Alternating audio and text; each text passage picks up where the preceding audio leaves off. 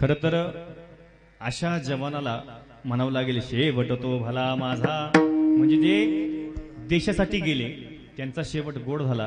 दुसरी गोष्ट ते धर्मासाठी गेले त्यांचा सुद्धा शेवट बघा. अरे ज्या धर्म रक्षा करणार अर्थात ज्या धर्माचं रक्षण करण्याकरता, जो धर्म वाचण्याकरता ज्या छत्रपती संभाजी महाराजांनी आपल्या प्राणाची आहुती दिली, अरे प्रत्येक अवयव काढून टाकला. पहिल्यांदा 2 हात कापले, नंतर 2 पाय कापले. आगीत तापलेल्या लालबुंद सळ्या त्यांच्या डोळ्यामध्ये घातल्या. फक्त काय म्हटले, फक्त धर्म बदल, तुला सोडून देतो. शेवटच्या श्वासापर्यंत धर्म सोडला. बरोबर आहे की नाही?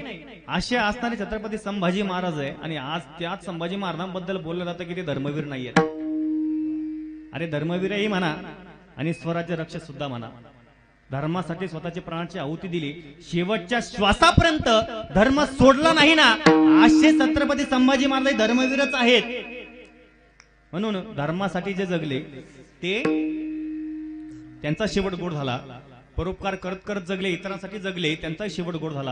आणि तुकोबराय सांगतात जे देवासाठी जगले त्यांचाही शेवट गोड झाला. तुकोबराय ते सांगतात की मी देवासाठी जगलो, देवासाठी जगत असताना मी काय केलं, रात्रंदिवस भगवान परमात्म्याची भक्ती केली. भगवान परमात्म्याची भक्ती केल्यानंतर तो भगवान परमात्मा साक्षात मला न्यायला आला, मला घेऊन गेला. त्याच्या निज मला मी प्राप्त झालो. आलो निजाच्या माहेरा भेट रखुमाईच्या वरा. आणि त्याचा परिणाम असा झाला, त्याचं सामर्थ्य काय झालं, भगवान परमात्म्याच्या निजामाला आल्यानंतर माझ्या पाठीमागे जे दुःख लागलेलं आहे, खरं तर जीवाच्या पाठीमागे लागलेलं सगळ्यात मोठं दुःख जर काय असेल तर जीवपणा संपून शिवदशेला प्राप्त व्हायचंय. अर्थात जन्म आणि मरण हे जे दुःख आहे हे दुःख संपवायचंय. हे जे माझं दुःख आहे ना, हे पाठीमागचंही आणि पुढचंही सगळं दुःख माझं नाश पावलं, परिहार झाला. अवघ्या दुःखाचा मागिल्या माझ्या सगळ्या दुःखांचा नाश झाला. ते कशामुळं, आलो निजाच्या माहेरा भेट रखुमाईच्या वरा. आणि मी काय केलं, इथून मागाची जी वाणी होती ना माझी, जे अनंत वाचाळ बरळती बरळ, मी काहीतरी वेगळंच बोलायचो, काहीतरी वेगळंच घ्यायचो.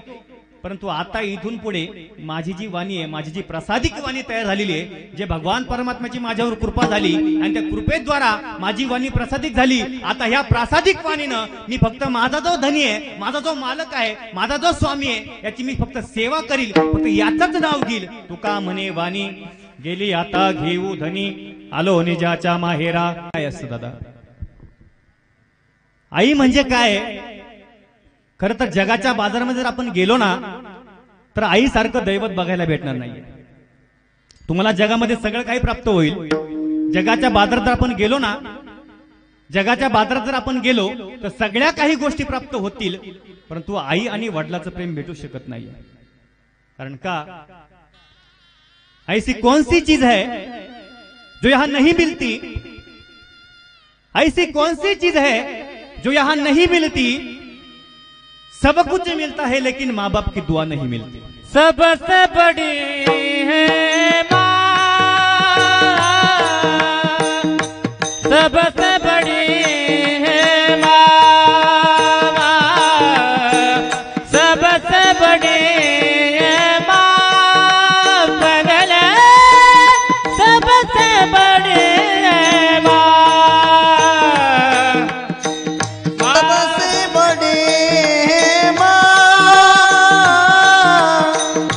सबसे बड़ी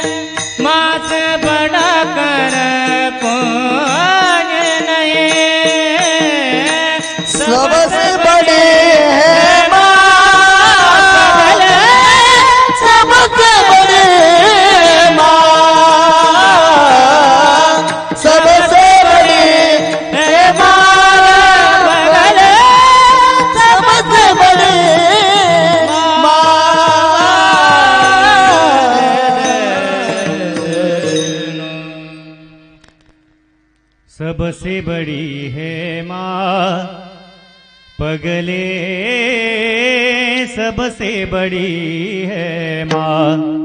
त्या आईबद्दल आपण कितीही जरी बोललं तरी कमीच ठरणार आहे. परंतु तुम्हाला सांगतो, आपल्या आईचे आपल्यावर किती उपकार आहेत. अरे ज्या वेळेस आपल्याला या प्रतितलावर उभं राहायला जागा नव्हती ना, त्यावेळेस सगळ्यात पहिल्यांदा जागा जर कुणी दिली असेल तर त्या आमच्या आईने आम्हाला तिच्या पोटामध्ये जागा दिली.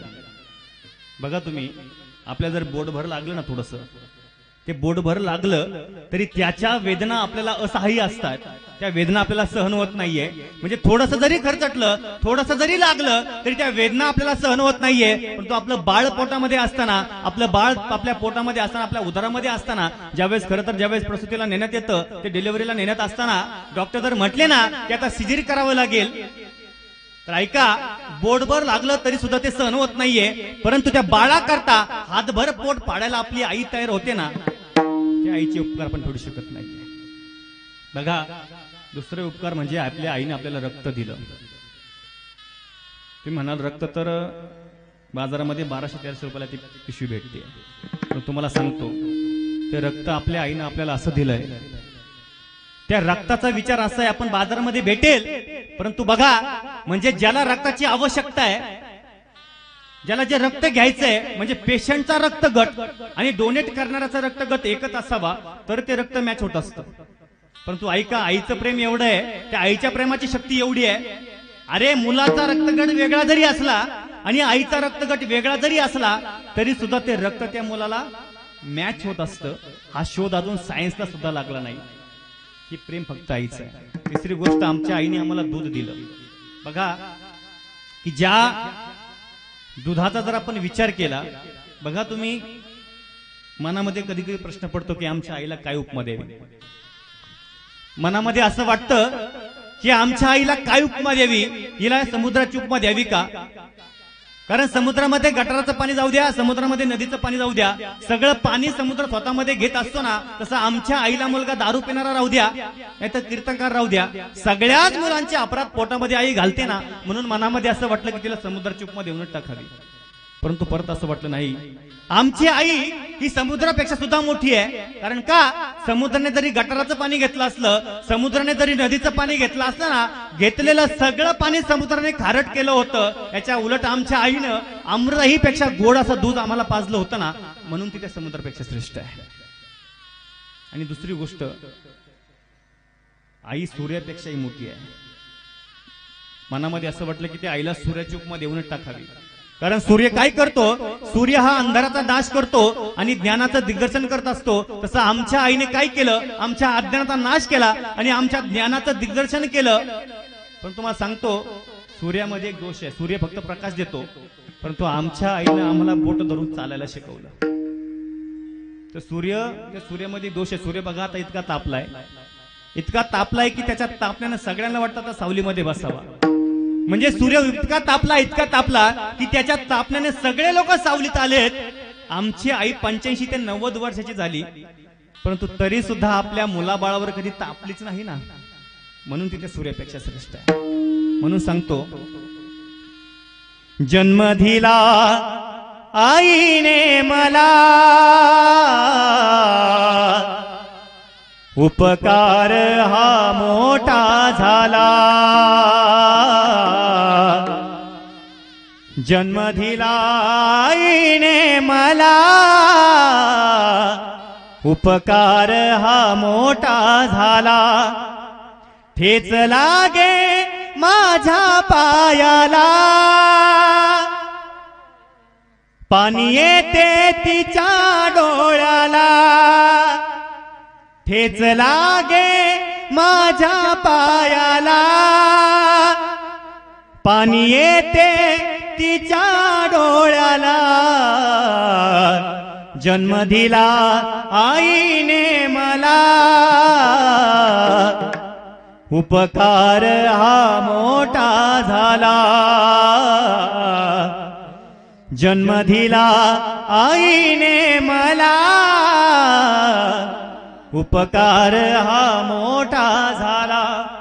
म्हणून त्या आईचे कितीही उपकार आपण फेडू शकत नाही. आपल्या अंगाचे कातडे जरी काढले, त्यांना जोडवे शिवले ना, तर ते उपकार फेडू शकत नाहीये. म्हणतो लक्ष द्या. खरं तर अरे ते गेल्यानंतर हा विधी करणं आपलं कर्तव्यच आहे. आपण संपलंय कीर्तन, थांब.